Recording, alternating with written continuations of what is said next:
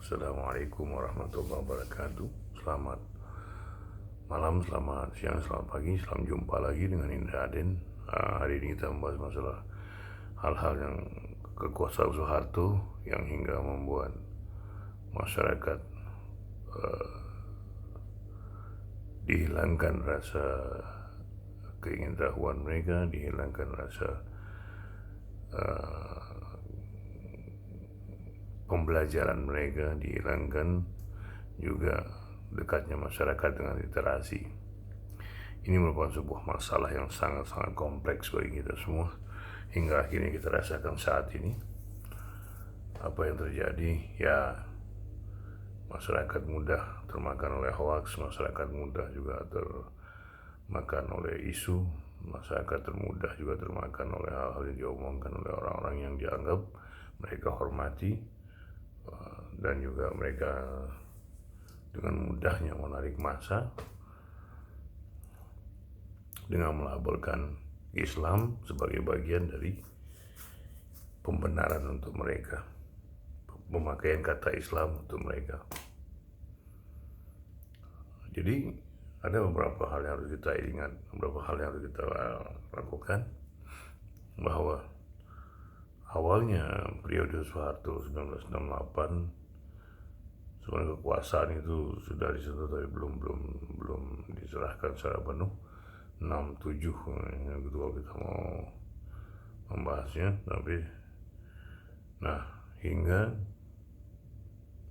berakhirlah dia dari tahun 96 98. Hal-hal yang terjadi adalah kita dijebak oleh yang namanya kekuasaan melalui metodologi yang dia pakai, yaitu menghentikan masyarakat dari interaksi dengan buku. Juga di tahun 65, 67, 68 itu banyak terjadi pembunuhan besar-besaran, khususnya pada orang-orang yang memiliki kualitas dalam berpikir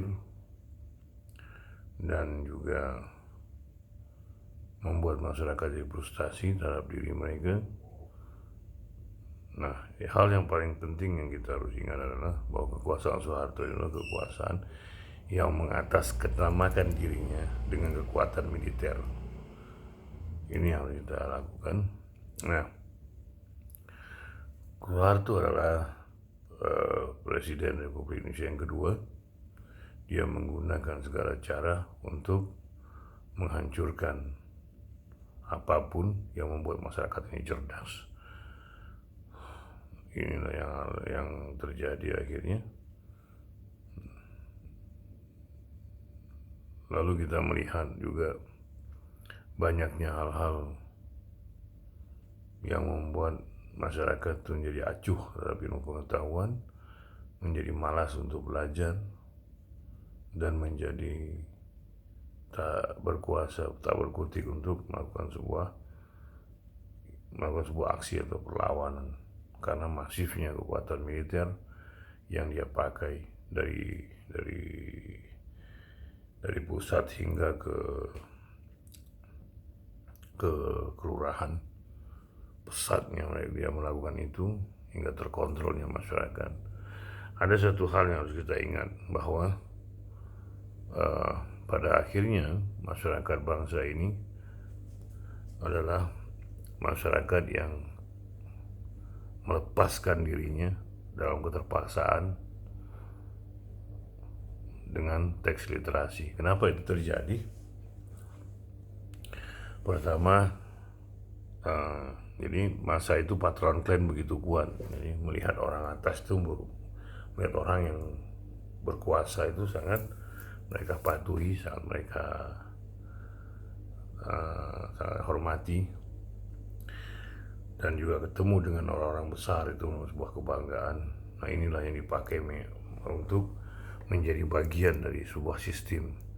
Jadi teori patron klan inilah yang dipakai oleh Soeharto. Dia juga melakukan sebuah aksi dengan menggunakan sistem kerajaan Jawa. Kenapa demikian? Ya itu tadi, karena Raja Jawa adalah orang yang memiliki sebuah intensitas dengan alam maha besar. Demikian juga dia selalu terjaga dan dia selalu dijaga, dan masyarakat tidak boleh mendekatinya karena dia adalah seorang yang memiliki kekuasaan kuat. Dia juga tidak mau diganggu seperti itu, karena Soeharto ini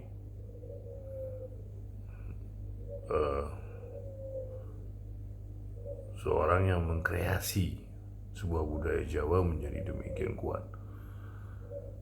Jadi dia melihat masyarakat itu hanyalah orang biasa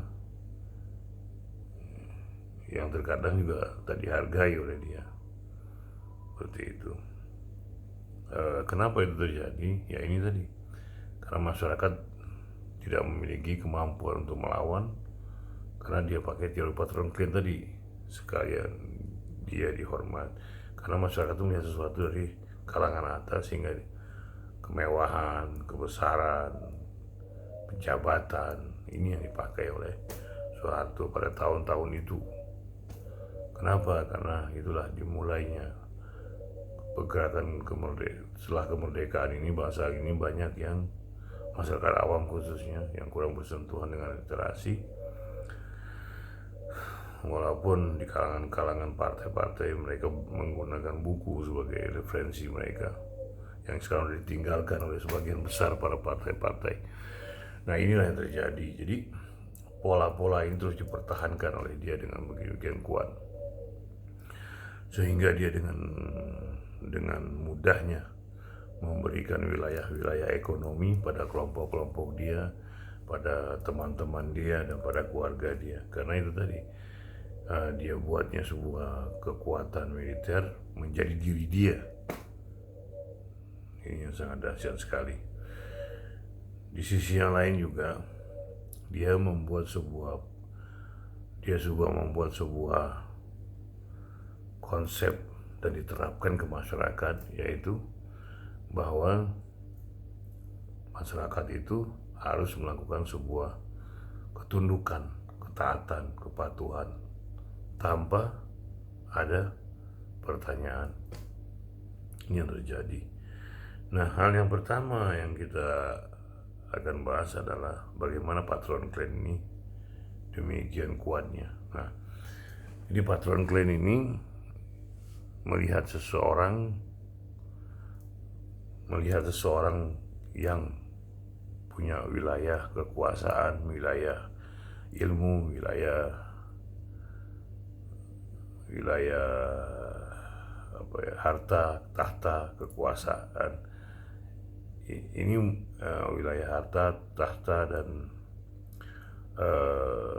dominasi kekuasaan ini sangat kuat sekali. Nah, ketika itu yang dia lakukan pertama adalah melakukan sebuah aksi pembersihan orang-orang PKI. Nah, ini merupakan PC war bagi masyarakat dan juga para tokoh-tokoh elit agar tidak pernah bermain-main dengan dia. Karena ketika dia melakukan sebuah aksi, masyarakat diperlihatkan bagaimana dia melakukan itu dengan penghilangan nyawa, dengan kekuatan militer, dan juga dengan kelompok-kelompok preman lah yang dia gunakan untuk menekan.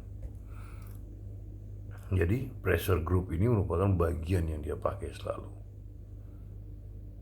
Ini diawali dari 65 hingga 68. Ini sangat luar biasa sekali dan sangat-sangat kuat.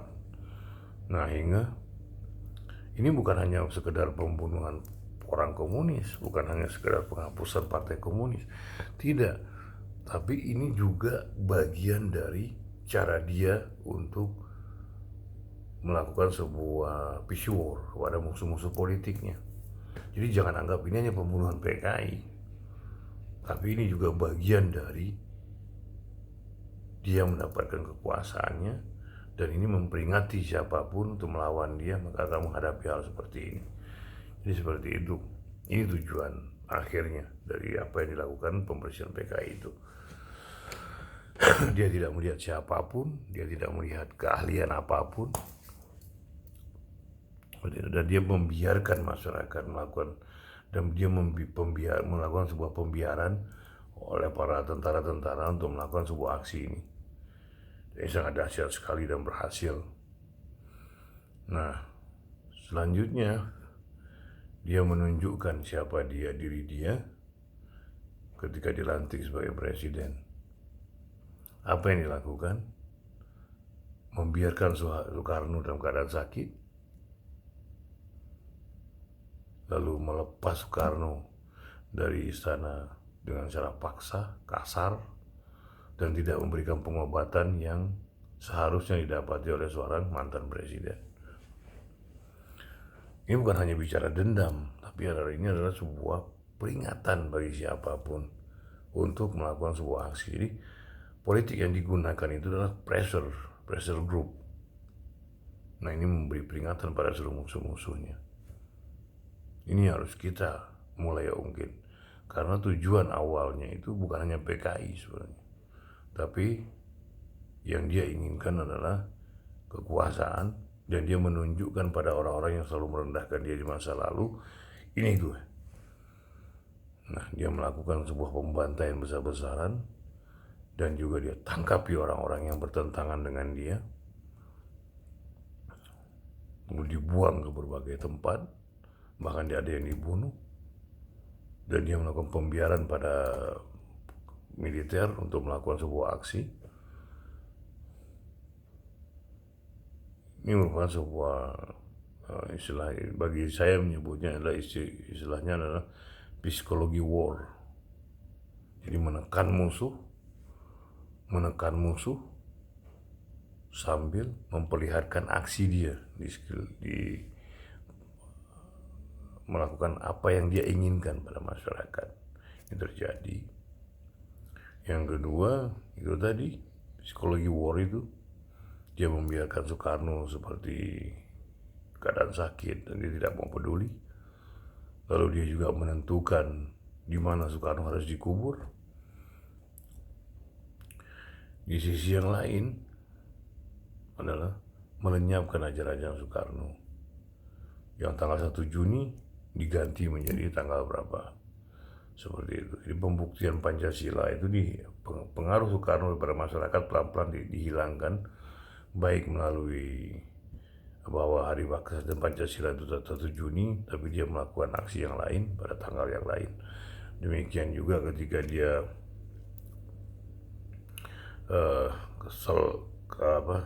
dia juga melakukan sebuah aksi untuk menghilangkan hal-hal yang berbau Soekarno melalui pelarangan buku-buku, baik buku Soekarno maupun buku-buku orang-orang yang pro pada Soekarno.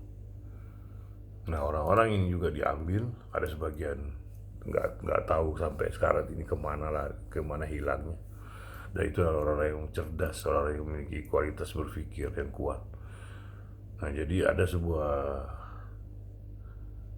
kelompok yang menyatakan bahwa pembunuhan para ilmuwan itu terjadi pada tahun 65 hingga tahun 68. Ini sangat-sangat dahsyat sekali, hingga dia jadi tiada orang lagi yang memahami apa yang terjadi. Bahkan DNA pun dibunuh tanpa ada pengadilan. Untung dibunuh tanpa ada pengadilan. Untung mendapat pengadilan dulu, tapi akhirnya jatuh hukuman mati. Nah, yang tinggal kan Sam Kamaruzzaman. Ada yang sebagian masih hidup, ada yang bilang telah meninggal. Kita nggak tahu sampai sekarang di mana dia dan bagaimana proses dia di penjara. Dan lalu juga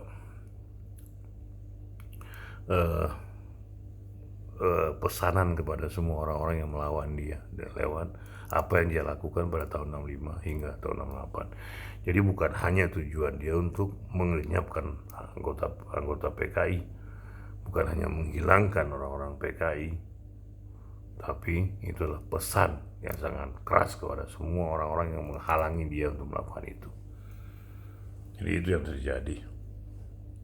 Jadi pesannya jelas dan konsepnya jelas dapat melakukan pembiaran. Inilah yang dilakukan oleh Soeharto. Jadi dia melakukan sebuah psikologi war kepada siapapun yang ada di sekitar yang memusuhi dia di masa itu. Lalu banyaknya tokoh-tokoh politik maupun orang ahli-ahli yang memiliki kecerdasan, ahli-ahli buku, penulis, pengarang, kaum seni itu dihabisin semua dengan alasan bahwa mereka adalah bagian dari komunis. Nah, selain itu adalah dia mulai menyusun sebuah metodologi belajar seperti apa yang menggambar itu cuma satu titik. Jadi orang nggak boleh berkreasi. Orang itu nggak boleh berkreasi. Orang hanya boleh mengikuti apa yang telah diajarkan. Seperti apa?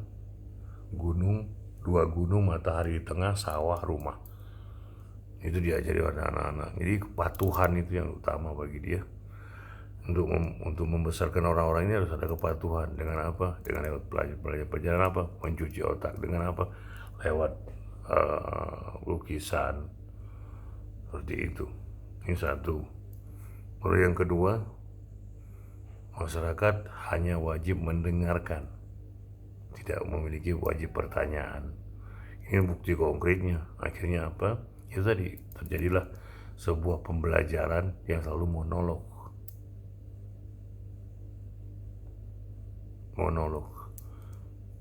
Dan guru-guru pun pada masa kuasa Soeharto itu mereka selalu mengajarkan apa yang telah ada pada diri mereka dan memberikan pelajaran sesuai dengan perintah Dignas ketika itu. Tiada dialog, tiada tiada pertanyaan. Mungkin. Lalu apalagi murid-murid harus patuh. Kepatuhan itu wajib. Ini militer yang dia pakai caranya. Jadi untuk apa ini diajarkan? Biar tidak ada perlawanan, biar tidak ada kecerdasan. Karena apa? Dengan penekanan baik akal. Jadi penekanan pada seseorang anak kecil akan melemahkan semua sistem kreativitas yang ada dalam diri dia. Ini yang terjadi. Lalu lewat kecaman, lalu mengatakan murid di depan murid-murid lain bodoh, tolol, goblok.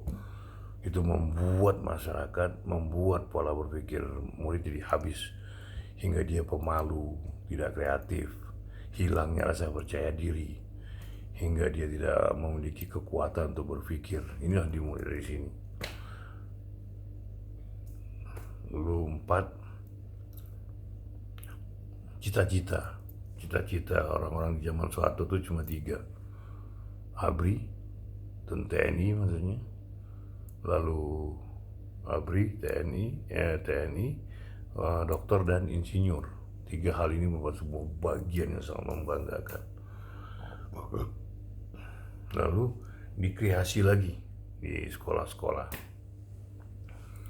Apa? IPA, IPS. IPS itu dianggap tidak memiliki kualitas. IPA ini dianggap memiliki kualitas. Di perbandingan ini dia kreasi untuk membanggakan sebagian kecil dan merendahkan sebagian besar. Karena apa tadi? 3 ini, ABRI, TNI, insinyur, dan dokter. Itu terus yang digarap. Jadi semua orang itu cita-citanya seperti itu. Lalu membanggakan ketika memasuki sebuah universitas. Walaupun di dalamnya banyak memo, banyak detek bengek segala macam, anak menteri, saudara, sepupu, ponakan ngumpul di sebuah universitas yang sama, negeri, hingga ya dianggap sebuah kebanggaan. Seperti itu. Selanjutnya adalah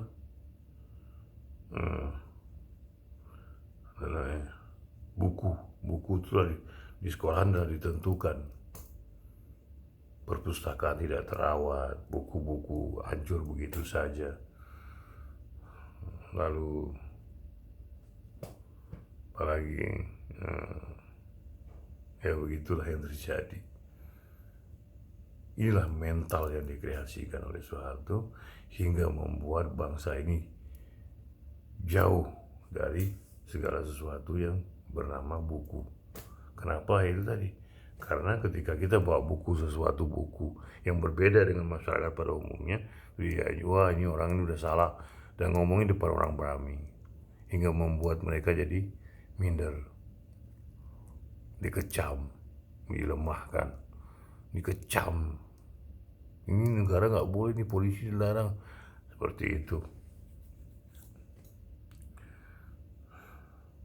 Nah inilah yang terjadi pada masa Soeharto berkuasa, hingga masyarakat pun jadi malas untuk melakukan sebuah aksi yang kreatif. Nah ada satu hal yang lucu, yaitu apa? Ekonomi dibebaskan. Kenapa? Yaitu tadi. Tapi segala hal-hal yang berkaitan dengan uang banyak itu selalu didominasi oleh anak-anak mereka. Seperti itu. Nah, masyarakat itu hanya ya serpihan dari buangan-buangan dari keluarga mereka, seperti itu.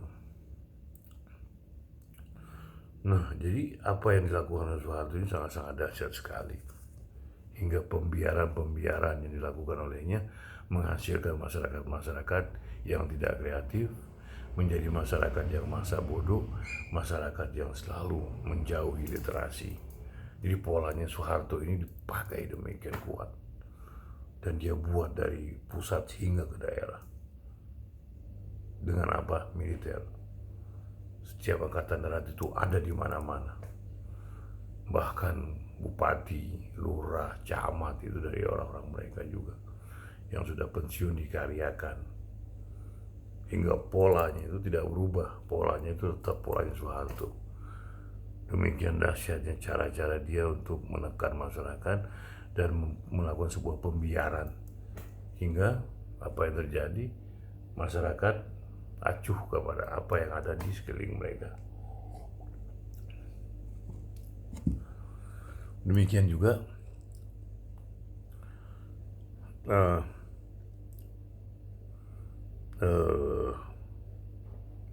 menginginkan sebuah ketika anak-anak di sekolahan ada yang kreatif, itu tidak dilihat oleh guru, justru dianggap itu melawan guru. Bertanya, gurunya nggak bisa jawab, gurunya nggak tahu apa-apa. Seperti itu. Hingga ketika gurunya nggak bisa jawab dan kesal, dia membentak anak itu, hingga anak itu pun tidak pernah bertanya lagi, karena itu tadi bentakan, dikatain. Ini pola Soeharto. Sangat-sangat dahsyat sekali apa yang dilakukan oleh dia dari awal hingga dia mau turun dari jabatannya. Di sisi yang lain adalah dia mengambil hak orang. Dia mengambil tanah orang untuk alasan pembangunan. Dia membangun bendungan, dia membuat jalan. Itu masyarakat kadang-kadang dibayar hanya sekedarnya saja. Mau melawan, militer sudah di depan mereka dan melakukan aksi yang sangat keras pada masyarakat ketika itu. Nah, inilah jadi pola satu orang dipakai ke seluruh bangsa ini. Jadi dialah kebenaran itu. Inilah Soeharto yang sebenarnya. Tapi orang-orang menganggap bahwa Soeharto itu membuat sebuah pembersihan PKI. Bukan. Dalam metodologi, dalam politik, itu disebut dengan PC war. Itu disebut dengan psikologi war. PC war, psikologi war. Jadi inilah yang sangat-sangat membahayakan. Akhirnya membuat dia makin kuat, dan dia makin ambisi, dan dia makin egois, dan tidak berpikir apa-apa lagi. Hingga segala sesuatu yang dilakukan itu berdasarkan diri dia. Ini yang sangat fatalis sekali. Demikian juga ketika dia mengadu, ketika ada seorang militer yang kuat di pemerintahan, dia adu dengan orang-orang yang dia percaya, diadu domba untuk perang atau melakukan sebuah aksi seperti itu. Lalu dia datang, selesai perkara. Jadi seolah dia ini adalah penyelesai dari semua masalah. Jadi seperti itu yang terjadi. Nah, lalu dia buat juga berbagai gerakan-gerakan untuk mendukung dia di kalangan mahasiswa. Tapi ternyata tidak berhasil. Hanya segelintir orang aja yang ngikutin dia, yang lain tidak. Nah, jadi walaupun dipendam ya, tapi ini yang terjadi. Nah, jadi aksi-aksi yang dilakukan oleh dia itu adalah hanya untuk kepentingan diri dia dan mengancam musuhnya. Nah, untuk pendidikan dia tidak mau peduli. Dia harus, orang-orang tidak boleh berontak, tidak boleh melawan. Dengan apa? Pendidikan dihabisi. Jadi ya seperti saya bilang tadi, dibuat sebuah sistem yang masyarakat itu hanya menggambar dengan gunung dua, di tengahnya matahari, terus sawah, terus rumah, udah selesai di situ. Itu yang diajarkan. Ya itu kenapa? Karena itu tadi. Karena itu merupakan melambangkan kepatuhan. Wajib patuh pada sesuatu. Nah, selanjutnya yang kita lihat bahwa dia melakukan ini dengan tenang, dengan nyaman, karena itu tadi ada dukungan dari orang-orang di luar diri mereka. Dan orang-orang yang menentang itu dengan diam dia bayar. Itu. Nah, inilah yang sangat membahayakan sekali. Psikologi war di Soeharto ini sangat-sangat membahayakan sekali. Nah, ini jarang dibahas oleh orang. Tapi menurut pemahaman saya, apa yang dilakukan oleh Soeharto itu adalah sebagian dari PC war. Jadi bukan hanya pembersihan PKI, tapi ini adalah pembersihan untuk semua musuh-musuh dia. Baik yang mendukung dia maupun yang kontra sama dia. Dengan pembuktian jenderal, 6 jenderal terbunuh.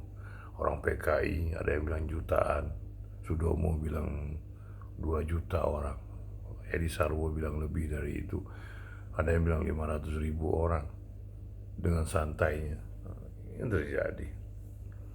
Lalu tokoh-tokoh ahli-ahli, tokoh-tokoh politik banyak yang dibunuh, banyak yang dibuang, ada yang lari ke luar negeri. Demikian juga para penulis. Nah, penulis itu dikurung, di penjara berapa tahun lamanya.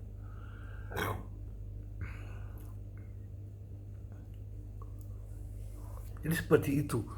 Jadi apa yang dilakukan Soeharto itu hanya untuk kepentingan dirinya demi kekuasaan dia. Ini yang terjadi, teman-teman. Inilah yang masalah awalnya. Jadi jangan kita anggap bahwa itu sebuah kebenaran apa yang dilakukan pembunuhan PKI.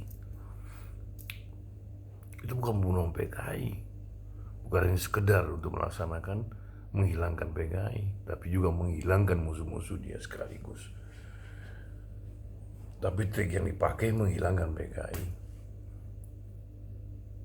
Nah, lalu setelah dia berkuasa, yang dilakukan apa? Penanaman pada kepatuhan pada pendidikan. Dan dia berhasil. Kenapa? Karena banyaknya masyarakat Indonesia yang jauh dari buku atau literasi. Banyaknya masyarakat Indonesia yang jauh dari buku. Lalu apa? Jauh dari masa bodoh terhadap politik, masa bodoh tentang keberadaan bangsa ini, acuh pada bangsa ini. Seperti itu. Nah, selain itu juga dia melakukan penekanan pada preman. Jadi dia demi keamanan bersama, dia melakukan sebuah pembunuhan, yaitu apa? Petrus, penembak misterius. Semua orang yang bertato, semua orang-orang yang entah bertato itu orang preman atau bukan, boleh bertato aja sudah habis. Gondrong nggak boleh, rambut gondrong itu nggak boleh. Jadi benar-benar ditekan oleh Soeharto agar mereka patuh sesuai dengan apa yang diharapkan oleh dia.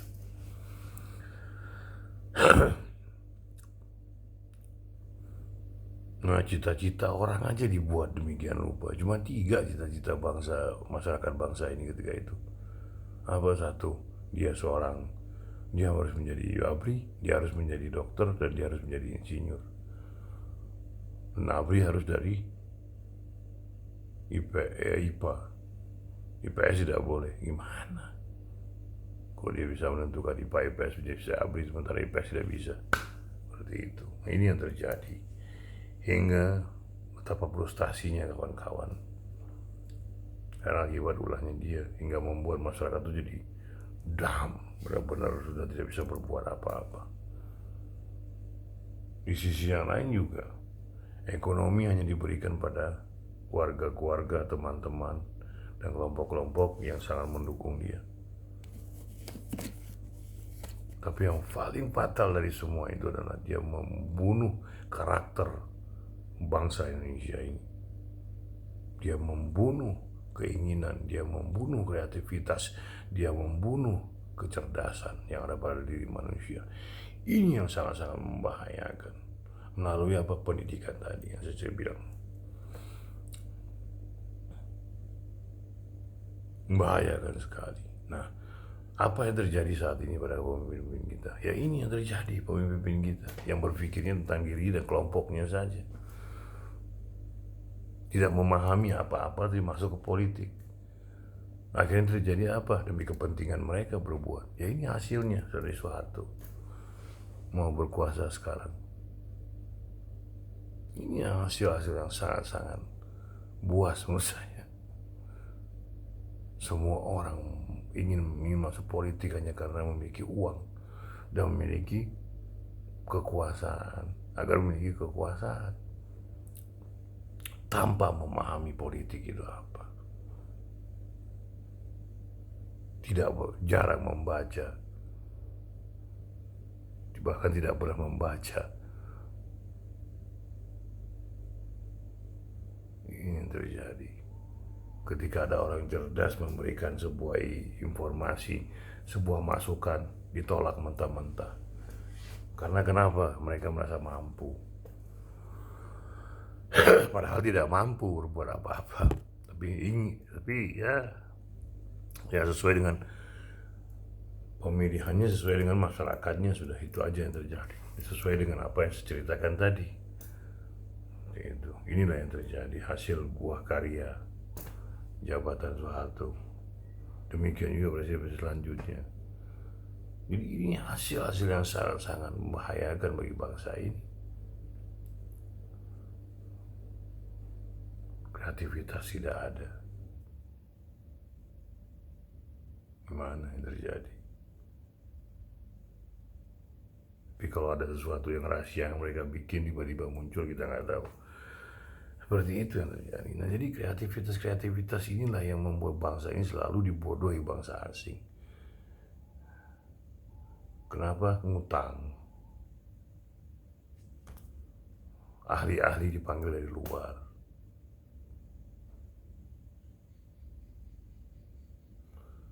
Seperti itu. Tapi kita bersyukur juga sekarang ini, sejak 2000 masa SBY hingga saat ini ada perubahan yang sangat mendasar, itu apa? Pembangunan membuat alat-alat militer di dalam negeri. Itu merupakan suatu hal yang sangat bagus dan itu sangat didukung oleh pemerintah baik zaman SBY maupun zaman ini. Ini seperti itu. Ini yang paling bagus menurut saya yang selama ada setelah pasca Soeharto ya. Dua orang ini yang paling bagus karena sadar bahwa peralatan militer itu sangat dibutuhkan.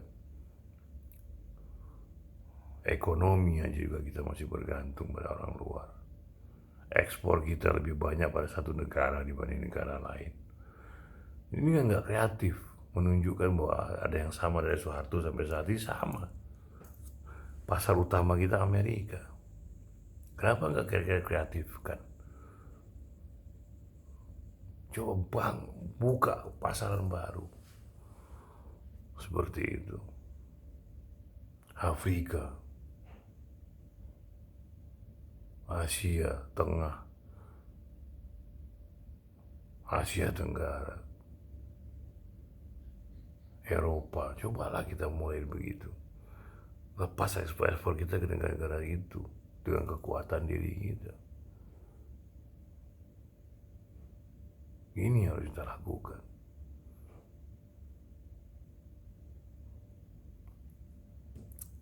Kita selalu terlambat dalam melakukan segala sesuatu. Seperti apa?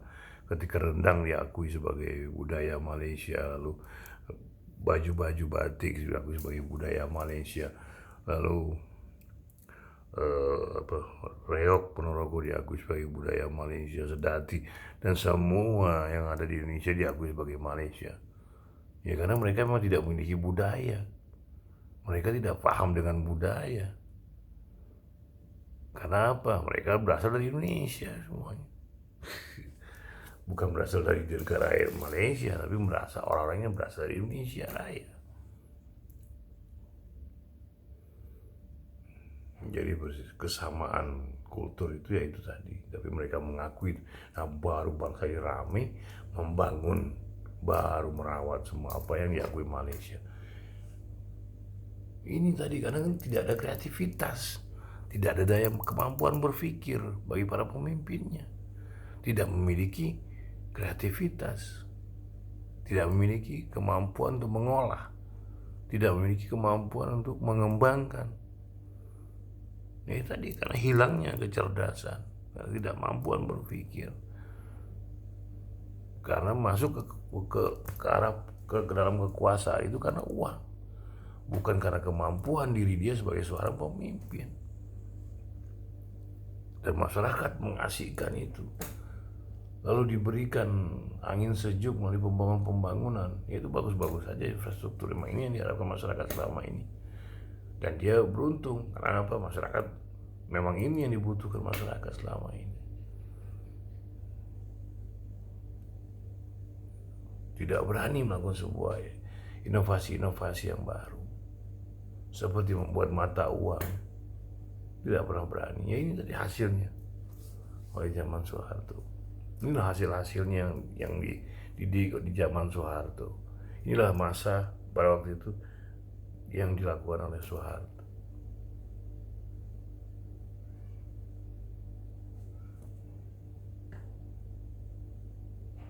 Ini yang terjadi. Ini yang kenyataannya.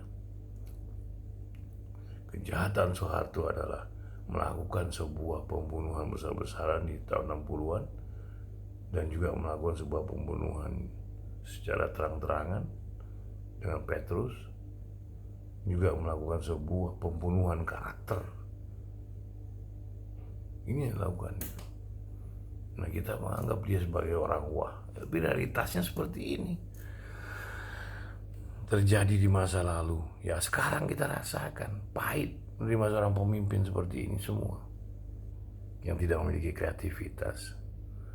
Karena dibesarkan di zaman Soeharto, karena dia dibesarkan di zaman Soeharto dan diri dia tidak mau berinteraksi dengan yang literasi. Karena apa? Ya paling alasannya ya karena miskin, karena tidak memiliki kemampuan. Seperti itu. Ini yang terjadi. Inilah yang terjadi pada bangsa ini. Karena kreativitasnya yang ditembak, kreativitasnya yang dibunuh oleh Soeharto.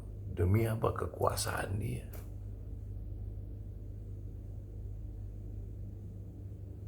Peminjaman uang ke luar negeri dengan secara besar-besaran. Yang menanggung siapa ya? Sekarang ini kita semua. Sekarang model baru lagi, pinjamnya bukan ke IMF tapi ke negara Cina. Habis kita sudah. Ya itu tadi. Bagaimana kita memiliki sebuah negara besar bila pemimpinnya masih seperti ini? Walaupun dibantu oleh orang cerdas, tapi nggak berjalan juga. Karena keputusan akhir di dia. Kalau dia berpikir cuma satu, bagaimana gue berkuasa sampai selesai? Bagaimana gue mempertahankan kelompok gue ini bisa masih eksis untuk selanjutnya? bagaimana kelompok anak-anak gue mapan dalam hidup.